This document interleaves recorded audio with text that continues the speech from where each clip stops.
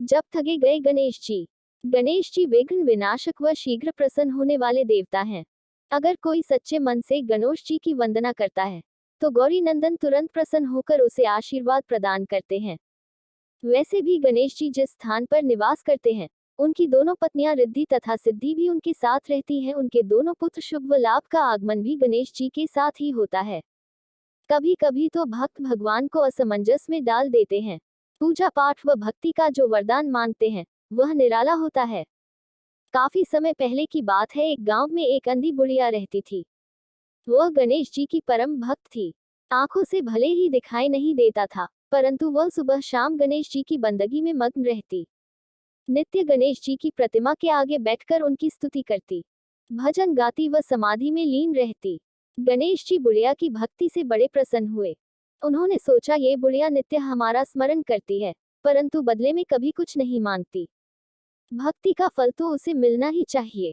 ऐसा सोचकर गणेश जी एक दिन बुढ़िया के सम्मुख प्रकट हुए तथा बोले, माई, तुम हमारी सच्ची भक्त हो।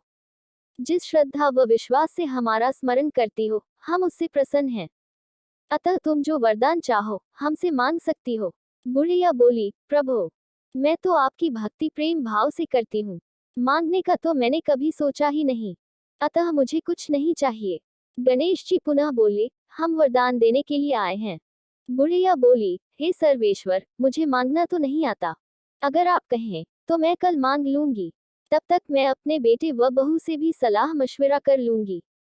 गणेश जी कल आने का वादा करके वापस लौट गए। बुढ़िया का एक पुत्र व बहू थे। बुढ़िया ने सारी बात उन्हें बताकर सलाह मांगी। बेटा बोला, माँ, तुम गणेश जी से ढेर सारा पैसा मांग लो, हमारी गरीबी दूर हो जाएगी, सब सुख चैन से रहेंगे। बुढ़िया की बहू बोली, नहीं, आप एक सुंदर पोते का वरदान मांगे, वंश को आगे बढ़ाने वाला भी तो चाहिए। बुढ़िया बेटे और बहू की बातें सुनकर असमंजस में पड़ गई।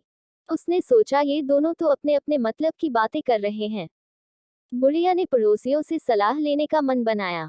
पड़ोसन भी नेक दिल थी। उसने बुढ़िया को समझाया कि तुम्हारी सारी जिंदगी दुखों में कटी है, अब जो थोड़ा जीवन बचा है वह तो सुख से व्यतीत हो जाए। धन अथवा पोते का तुम क्या करोगी? अगर तुम्हारी आंखें ही नहीं हैं, तो ये संसारिक वस्तुएं तुम्हारे लिए व्यर्थ हैं। अतः तुम अपने लिए दोनों आंखें मांग लो। बुढ़िया घर लौट आई। बुढ़िया और भी सोच में पड़ गई। उसने सोचा कुछ ऐसा मांग लूं जिससे मेरा, बहू व बेटे सबका भला हो। लेकिन ऐसा क्या हो सकता है? इसी उधेड़पुन में सारा दिन व्यतीत हो गया। बुढ़िया कभी कुछ मांगने का मन बनाती तो कभी कुछ, परंतु कुछ भी निर्धारित न कर सकी। दूसरे दिन गणेश जी पुनः प्रकट हुए तथा बोले, आप जो भी मांगेंगे वह हमारी कृपा से हो जाएगा, ये हमारा वचन है। गणेश जी के पावन वचन सुनकर बुढ़िया बोली, हे गणराज, यदि आप मुझसे प्रसन्न हैं तो कृपया मुझे मन इच्छित वरदान दीजिए। मैं अपने पोते को सोने के गिलास में दूध पीते देखना चाहती हूँ। बुढ़िया की बातें सुनकर गणेश जी उसकी सादगी व सरलता पर मुस्कुरा दिए।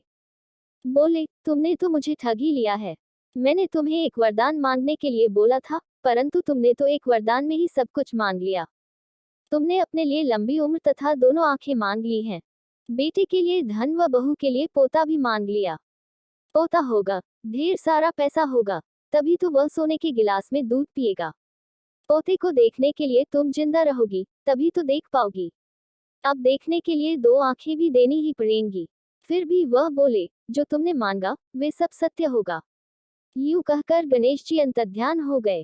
कुछ समय पाकर गणेश जी की कृपा से बुढ़िया के घर पोता हुआ। बेटे का कारोबार चल निकला तथा बुढ़िया की आंखों की रोशनी वापस लौट आई। बुढ़िया अपने परिवार सहित सुखपूर्वक जीवन व्यतीत करने लगी।